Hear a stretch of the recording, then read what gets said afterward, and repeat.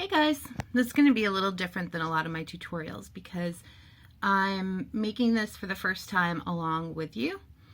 I didn't want to waste the supplies to do it twice, once to test it and once to make the tutorial. So I decided to bring you with me on my adventure figuring out if this will work.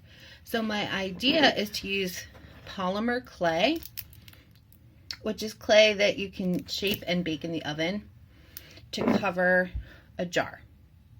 So what I've done to start is I've warmed the clay up in my hand. I took some of this orange stuff, and the reason I chose these colors was so that you guys can have the more bright, fun colors. I think these are kind of cool, but maybe not what I would choose, but I do like them.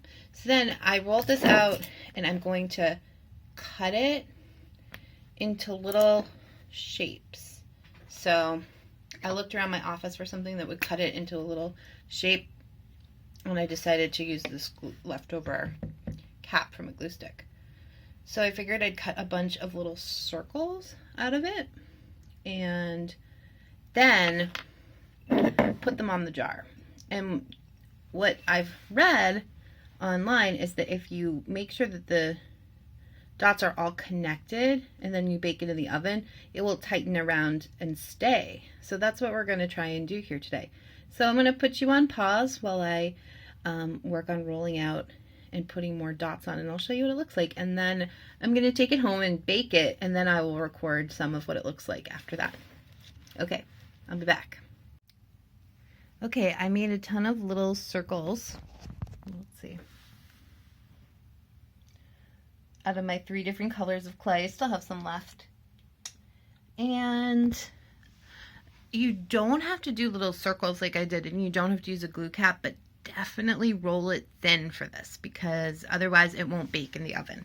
So now that I have all my little circles and stuff, I'm going to put them on the jar, and I think that what I read is important is that you complete the loop. So if you start here, you can't just put like some on this side and some over here.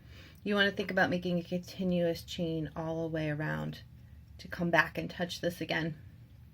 And I'll show you what I mean, because I don't think we're going to have enough clay to cover the entire jar. So you just want to make sure you keep completing the loop, that everything touches each other. So I thought it would look cool if I smooshed them a little. Less perfect, and also it will bake better. So I'm going to smoosh a bunch of them onto each other. And I'll come back and show you what it looks like in a minute. Alright, so now you can see what I mean when I say continuous chain. It has to go all the way around the jar and touch back where it started. I still have plenty of clay though. So I'm going to keep adding to it, but I'm going to add touching it. I'm not going to make a random like ball up here. It's all going to climb up from what I've already put on there. Alright, so I have covered the whole jar with little circles. And one thing that you can see is that I do have a few gaps, and that is okay. As long as it's really a lot of stuff touching each other, a couple tiny little gaps are okay. As long as it still winds around and attaches itself pretty well. So before I consider this finished and ready to go in the oven, I'm going to roll it a bit. Oh, and I apologize for the mask. I'm at work and I've been in and out of my office, so I just left it on. I'm going to roll it nice and flat so that they don't all look like they're different levels. Oh, it's looking really nice. So definitely feel you can use your creativity with this. And also it's longer than most of the crafts we do. It takes, I mean, this took me about 40 minutes to roll all the pieces and cut them out and put them on the jar. So the next step is baking it. So we got to wait until I'm someplace where I have an oven. So I will finish this video at home. See you in a bit. Hey guys, so I'm back at home and I have baked my jar. It's really hot right now. So I want to tell you a little bit about how I baked it because I wasn't sure until I did it how it would work. So you're going to want to preheat your oven, and you're going to want a parent's help with this. Whenever you use the oven, do not do it by yourself. Let someone know you're using the oven. So you're going to preheat the oven to about 260 degrees. So it's 266 degrees is what they suggest. So you can put it sort of between 250 and 275. Preheat it, and then you put your jar in on top of a piece of tin foil.